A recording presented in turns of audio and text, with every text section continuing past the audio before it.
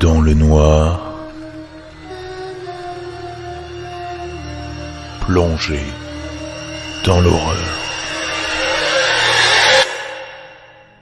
Bonsoir à tous, bienvenue dans cette 13e édition, ce 13e épisode du Creepshow. Pour l'occasion, j'en profite pour vous apprendre quelque chose. Connaissez-vous la triskaïdécaphobie, qui est pour certains une véritable hantise? C'est la peur du nombre 13. En effet, le chiffre 13 suit le 12, et c'est pour cette raison qu'il porterait malheur, puisque le 12 est associé à la perfection, au divin. En effet, on parle de 12 divinités de l'Olympe, de 12 constellations du zodiaque, ou encore des 12 travaux d'Hercule. On peut aussi parler des 12 mois de l'année, des 12 heures du jour et de la nuit. Puisque 13 suit 12 de 1 seulement, qu'il n'est divisible que par lui-même et par 1, au-delà de la complétude, il est jugé peu fiable et donc opposé au divin, par extension maléfique. Cette superstition est surtout liée à une référence biblique.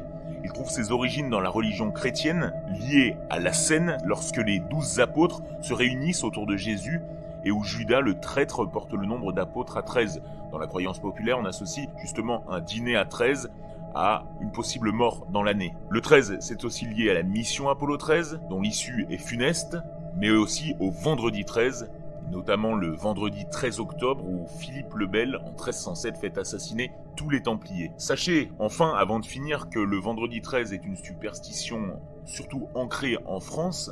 Par exemple, en Italie, c'est le nombre 17 qui porte malheur, puisqu'il s'écrit en chiffre romain XVII, qui est l'anagramme de VIXI, qui signifie en latin « j'ai vécu », et donc « je suis mort ». En Asie, c'est plutôt le chiffre 4 qui leur fait horreur, pour cause le mot se prononce chi, qui a la même prononciation que le mot mort. Voilà, c'est tout pour le 13. J'espère que vous avez appris quelque chose aujourd'hui. Traditionnel remerciement. Je voulais remercier Jean-Christophe qui m'a soutenu, un soutien de plus sur Patreon, ce qui fait monter le nombre de contributeurs à 6. Continuez, c'est énorme pour moi. Patreon.com/dans-le-noir. Sur Apple Podcast, je souhaitais remercier FUCFFVNJJ, super facile comme pseudo, pour cet excellent commentaire que tu m'as transmis. Et Badprout, tant qu'on est dans les pseudos assez fun, merci de m'écouter sur tes trajets. Enfin, les gagnants sur la page Facebook, je ne les ai pas annoncés, comme ça c'est un bon moyen de savoir s'ils ont écouté le podcast ou non, et si oui, vous pouvez l'écrire en commentaire de cet épisode. Merci à Lise Bardin, à Steven, à Carinette, à Sullivan Pasquier, à Rudy, à Monique et à Elisa d'avoir participé et d'avoir bien sûr trouvé le résultat 4. Sans plus attendre, l'épisode du jour qui va s'ouvrir sur une étrange histoire d'un étudiant dans un appartement. Il lui arrive des choses assez incroyables. Le témoignage du soir est fou. 4 jeunes qui passent la soirée dans une cabane dans les bois. Enfin 4, je devrais plutôt dire 5. Vous allez découvrir pourquoi. On va s'arrêter là et flipper ensemble. J'ouvre cette 13e édition du Creepshow. Installez-vous dans le noir.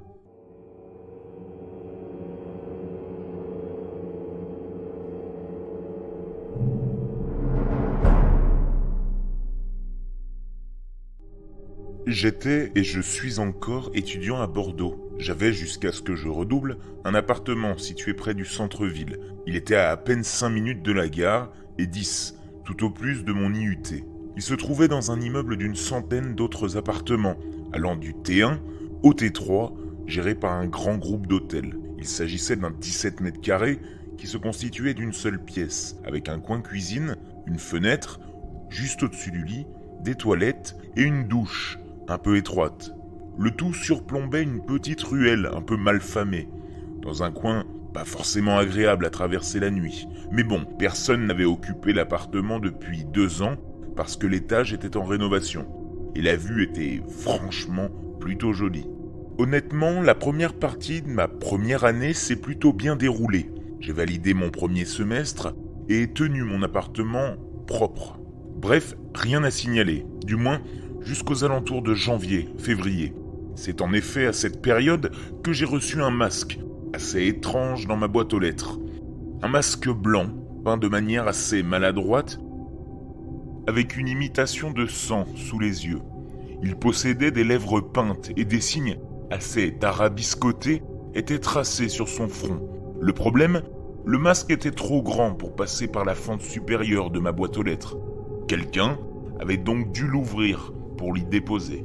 Personne d'autre que moi n'en avait la clé, à part mon gardien. En plus, il n'y avait pas de timbre, pas d'enveloppe, ni de mots avec. Juste ce masque, posé là. J'ai donc passé un appel à mon gardien, qui, sitôt ma question posée, m'a affirmé qu'il ne savait pas d'où l'objet pouvait provenir. En vérité, il était en arrêt maladie et était rentré dans sa famille. Bref, il n'avait rien vu, rien fait. Petit coup de pression, mais la vie s'est poursuivie. Je ne me suis plus vraiment préoccupé de cette histoire, qui n'était, à mon avis, rien de plus qu'un canular de mauvais goût. Le masque n'était accompagné d'aucune menace, et bien qu'il soit effrayant, n'avait rien provoqué de surnaturel. Qui plus est, je suis de nature pragmatique, et l'on pouvait justifier facilement le fait que ce masque ait atterri dans ma boîte aux lettres. Il existe probablement des passes détenues par les facteurs, le concierge ou même des voisins, passes qui auraient pu s'égarer et faire le profit de cette blague. De plus, sous un certain angle, l'objet avait un côté ridicule et bâclé, grotesque. Mais cela ne s'est pas arrêté là. Ma deuxième découverte a eu lieu à peu près 3 mois plus tard. Alors que je faisais le ménage, je suis tombé sur un mégot de cigarette sous ma poubelle. Évidemment, je ne fume pas. Et je n'avais non plus invité d'amis depuis Noël. Dans tous les cas, j'avais une fenêtre pour ça. Mais bon, je m'étais simplement dit qu'il avait dû s'accrocher à la semelle de ma chaussure, que je l'avais traîné jusqu'ici. C'est alors que j'ai capté un deuxième truc qui m'a affolé encore un peu plus. On avait écrit « YOLO » sur mon miroir. Alors bon, ça peut paraître drôle, mais le masque étrange, le mégot et quelqu'un qui entre chez moi pour écrire « You only live once », vous ne vivez qu'une fois, sur mon miroir, ça commençait à faire beaucoup. De même, peu probable que ce fût un de mes amis. J'en avais assez peu et ne recevais pas vraiment de visite. Il faut dire que je n'aime pas tellement accueillir des gens chez moi. Le gardien était la seule autre personne, à ma connaissance, à avoir les clés. Et forcément, il était introuvable. J'ai gardé mon calme sans m'affoler. J'ai calmement effacé la trace sur le miroir et ai jeté le mégot. Une blague, c'est tout. Du moins, c'est ce dont j'ai essayé de me convaincre, tout en gardant la tête froide. Je veux dire, à ce stade, qu'est-ce que je pouvais faire ? Quitter mon appartement, à 1 mois et demi de mon départ, sans possibilité de poursuivre mes études, et tout ça pour un mégot, un masque et un miroir ? Toutes ces choses pouvaient en plus avoir une explication rationnelle. Après tout, j'avais peut-être écrit ça avec mes doigts dans un instant d'égarement, sans y repenser depuis. Il ne s'agissait pas d'une preuve tangible que quelqu'un était bel et bien rentré. Et puis, que faire d'autre ? Prévenir la police ? Dans une ville comme Bordeaux, avec si peu d'indices, et un concierge sûrement peu coopératif, je doutais qu'elle ait perdu son temps avec une affaire comme celle-là. Tant pis, je resterai. Mais contrairement à mes appréhensions, j'ai pu terminer mon année calmement. J'ai fait mon état des lieux et j'ai quitté l'appartement pour l'été. Après les vacances, j'ai donc entamé ma 2e année d'études. Par confort, mes parents m'avaient repris exactement la même location. J'ai donc retrouvé ce cher vieil appartement qui n'avait depuis été occupé par personne. Les faits des mois précédents m'étaient un peu sortis de la tête et je continuais à essayer de bosser de mon mieux. Et tout se passait relativement bien. Mais cette fois encore, ça n'a duré que jusqu'au mois de janvier. Alors que je rentrais des vacances de Noël passées dans ma famille, j'ai retrouvé ma serrure, endommagée. Ou plutôt le cadre de celle-ci. Le mécanisme de fermeture était intact. La porte n'avait rien et était bien close. Je pouvais voir des traces de boue sur le cadre, la poignée, ainsi que cette espèce de grattage du métal, alors qu'elle était totalement intacte avant. J'ai téléphoné au gardien qui m'a changé le cadre le matin suivant, alors que j'étais en cours. Mais étrangement, cela ne m'a pas offusqué davantage. Rappelons que nous étions à plus de 9 mois d'intervalle, des mots sur le miroir. Il n'y avait pas eu d'effraction et la dégradation était malhabile, l'œuvre d'un voisin éméché, du moins au dire du concierge, qui m'a simplement rassuré en me promettant d'adresser un mot à la direction. Et à partir de là, plus rien, le calme, du moins jusqu'à mon état des lieux suivant. J'étais en effet désormais convaincu que cette attaque sur ma serrure était un cas différent du reste, sans rapport et sans incidence, puisque personne n'avait pénétré l'appartement et qu'elle n'avait ni la symbolique ni le mystère des cas précédents. Normalement, j'étais censé avoir mon diplôme et rentrer chez moi, ne plus avoir besoin de cet appartement. Mais bon, échec, dépression, blabla. Résultat, Je rends quand même l'appartement, mais sans le diplôme. Pas la joie, donc, quand j'ai entamé vers minuit le nettoyage de la chambre, en vue de la libération du logement et de la remise des clés le lendemain. Mais au moment de passer à la cuisine, j'ai voulu ouvrir la ventilation par une espèce de petite trappe rectangulaire pour y passer un petit coup de poussière. Mes parents arrivaient le lendemain me filer un coup de main, mais si tout n'était pas déjà un minimum clean, on me ferait une scène pour sûr. Je me suis donc approché de la bouche de ventilation, jamais ouverte auparavant. Dès l'ouverture, il m'est tombé sur le coin du nez un bout de papier plié, tout léger. En le dépliant, je me suis aperçu qu'il s'agissait d'un extrait de la Bible, page 444. Il était décoré par un « Tu vas me manquer » en grosse capitale rouge. Ce détail a rapidement pris son importance. En effet, les étagères de mon bureau portaient une Bible. Sans être croyant, j'ai fait un peu de lecture dans ma période d'intérêt pour la religion. En la consultant, mes doutes se sont donc confirmés. Il manquait la 444e page, arrachée. Grosse frayeur, j'ai nettoyé jusqu'à 3 heures et j'ai fait de mon mieux pour me reposer. Avec du recul, c'est à ce moment précis que j'ai regretté de toutes mes forces de ne pas avoir parlé de mon problème d'appartement aux autorités. J'ai confronté mon gardien le lendemain et il a bien voulu m'avouer qu'il n'avait en effet jamais eu de retour de clé d'un précédent locataire. Il a ensuite coupé rapidement le dialogue, prétextant devoir aller préparer son prochain état des lieux. Je suis parti le même après-midi, sans même me retourner. Mon histoire avec cet appartement s'arrêtait là. J'ai fait quelques recherches tout en écrivant ce texte. Une fête juive, le Purim, a lieu en février, donc les dates collent à peu près. Elle a pour principe de faire une espèce de carnaval masqué, ayant encore lieu à Israël, entre autres. En se concentrant sur la page, le chiffre 444 donnerait, en numérologie, ou plutôt en guématrie, une pratique employée notamment dans la religion juive, à la fois Jésus et Lucifer. C'est cette même guématrie qui pourrait avoir donné sa signification au célèbre 666. Cependant, en numérologie, le chiffre évoquerait la permanente surveillance d'anges gardiens.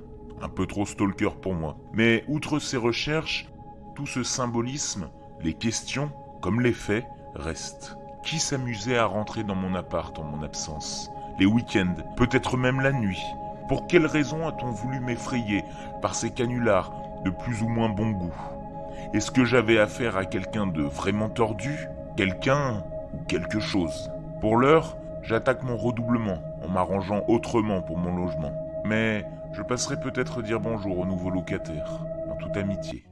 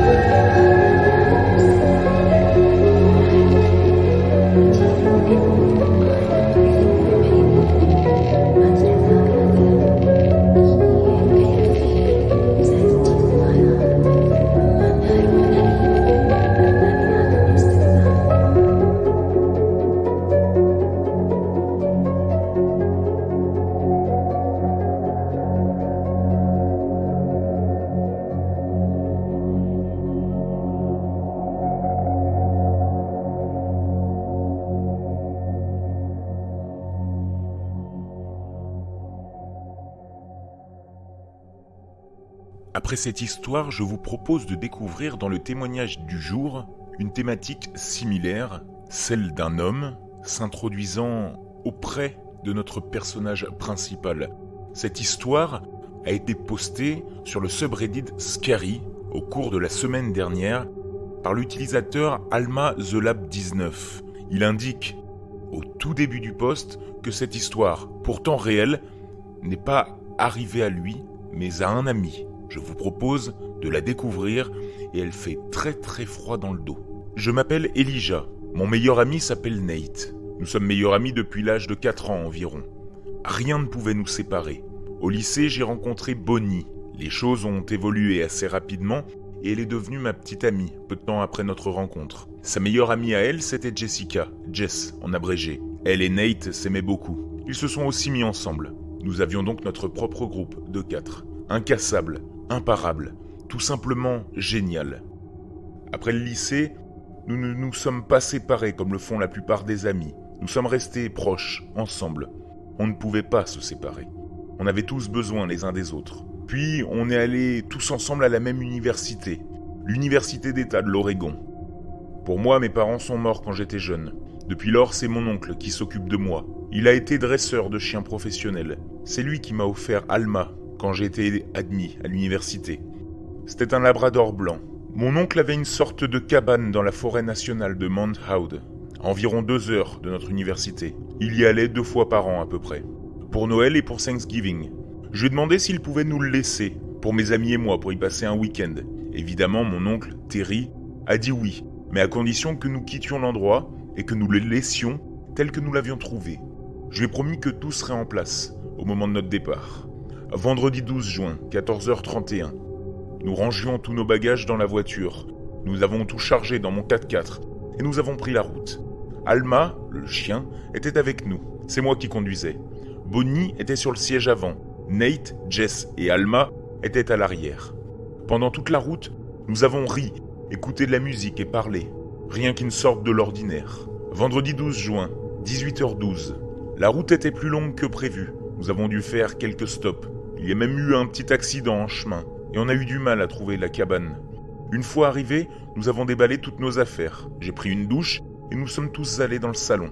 Il avait plu, donc il faisait assez froid. Nate m'a aidé à allumer un feu dans la cheminée. J'ai pris quelques bières avant de partir. On avait tous l'âge légal, 21 ans aux États-Unis. Imaginez le délire.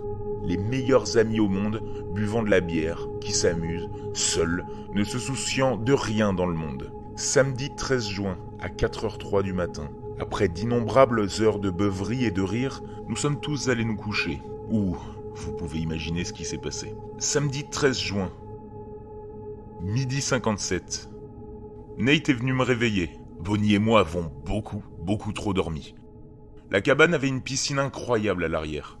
On s'est tous déshabillés, et non, je veux pas dire en sous-vêtements ou en maillot de bain, mais vraiment complètement nus. On avait vraiment de la confiance l'un en l'autre, et on n'avait pas peur de se dévoiler entre nous. Après avoir nagé pendant 1 heure environ, j'ai commencé à faire le barbecue. Nate m'a proposé un coup de main pour le barbecue, ce à quoi j'ai vite répondu que manger quelque chose qu'il avait préparé, c'était hors de question. On a beaucoup rigolé sur ce coup-là. Nate et Jess ont pris leur petit déjeuner, en même temps qu'Alma, tout ça pendant que Bonnie et moi sommes retournés au lit. Samedi 13 juin, 17h41. J'ai préparé le barbecue, nous avons mangé et décidé de faire une promenade dans la forêt. Nous avons tellement ri et nous nous sommes tellement amusés que ce n'est que lorsque nous sommes rentrés à la cabane que j'ai réalisé qu'Alma n'était plus avec nous. Nate et moi sommes partis à sa recherche pendant que les filles restaient à la cabane. C'était un chien dressé et elle me suivait toujours ou revenait vers moi. Je savais que quelque chose n'allait pas quand elle a disparu. Nous sommes partis pendant environ 30 minutes quand Nate a reçu un appel de Jess lui disant qu'elle avait vu quelqu'un du 2e étage. La personne qu'elle avait vue s'était placée à la limite des arbres qui entouraient la cabane. Le type avait une capuche marron, un pantalon vert et des gants. Les filles n'étaient pas très à l'aise et étaient complètement flippées. J'ai dit à Nate de se dépêcher de rentrer et que je trouverais Alma seule. Aussitôt qu'il est parti, j'ai tout de suite trouvé Alma. Elle s'était coincée entre 2 troncs d'arbres. Je l'ai faite sortir et nous avons commencé à courir vers la cabane. Samedi 13 juin, 18h38. Je suis arrivé à la limite de l'arbre, devant la cabane. Je savais que si Alma voyait ce type, elle aboierait. Même si c'était seulement un labrador, elle avait un instinct très protecteur et me prévenait de tout ce qui était louche. Je l'ai emmené à la voiture et je l'ai enfermé. Je ne voulais pas que le type lui fasse du mal. Vous inquiétez pas, la voiture faisait pas hyper chaud à l'intérieur et en plus, j'ai laissé la fenêtre ouverte. J'ai ramassé une branche par terre. Je suis allé à la fenêtre, devant la maison, et j'ai regardé à l'intérieur. J'arrivais à apercevoir du sang. En regardant de plus près, j'ai remarqué que Nate tenait sa jambe, couverte de sang. Les filles pleuraient. Le gars tenait un pistolet, flanqué sur sa tête. Je n'entendais rien de là. Mais alors, d'un coup d'un seul, alors que mes veines étaient gonflées d'adrénaline, j'ai repensé à quelque chose. La fenêtre de la salle de bain du premier étage était ouverte. Mon oncle m'en avait parlé juste avant que je parte. Il m'avait dit qu'il fallait la réparer parce qu'elle était coincée, elle avait un problème. Alors moi j'y suis allé. C'était juste à droite de l'entrée principale. Je suis passé à l'intérieur en essayant de faire le moins de bruit possible, tout en ouvrant le battant très lentement et en m'accrochant à cette branche d'arbre aussi fort que possible. J'ai pensé à tous les scénarios possibles qui pourraient se présenter dans cette situation. J'ai réussi à ouvrir le battant juste assez pour pouvoir passer sans que la fenêtre ne grince. Quand je me suis assez approché, j'ai frappé le gars à la tête avec la branche. Il est tombé directement sur le sol en laissant tomber l'arme. Bonnie a pris l'arme et me l'a donnée. Je l'ai pointée vers lui pendant que Jess appelait les secours. J'ai demandé au gars qu'est-ce qu'il voulait, pourquoi il avait fait ça. Le type m'a simplement rétorqué pour aucune raison. Il voulait simplement qu'on le laisse partir. Il voulait pas que tout ça arrive.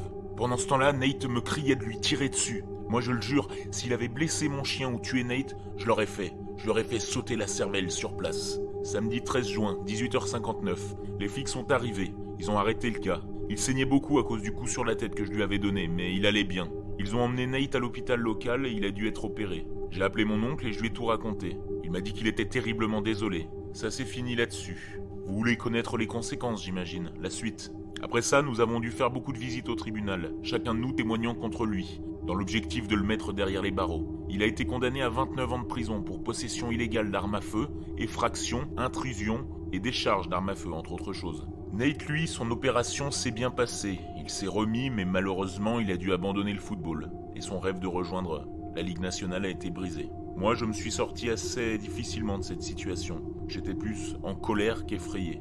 Mais bon, le gars a eu ce qu'il méritait. Les filles font encore des cauchemars à propos de tout ça. Mais nous faisons de notre mieux pour les réconforter. C'est à ça que servent les petits copains, non? Depuis, nous sommes allés plusieurs fois dans cette cabane. Mais mon oncle a installé des caméras de sécurité. Et tout un tas d'autres choses. La seule chose que Steve cherchait était une montre qu'il avait vu mon oncle porter une fois à Noël, quand il est monté dans sa voiture pour quitter la cabane. Je n'arrive toujours pas à croire que quelqu'un puisse gâcher sa vie, comme ça, pour une simple montre.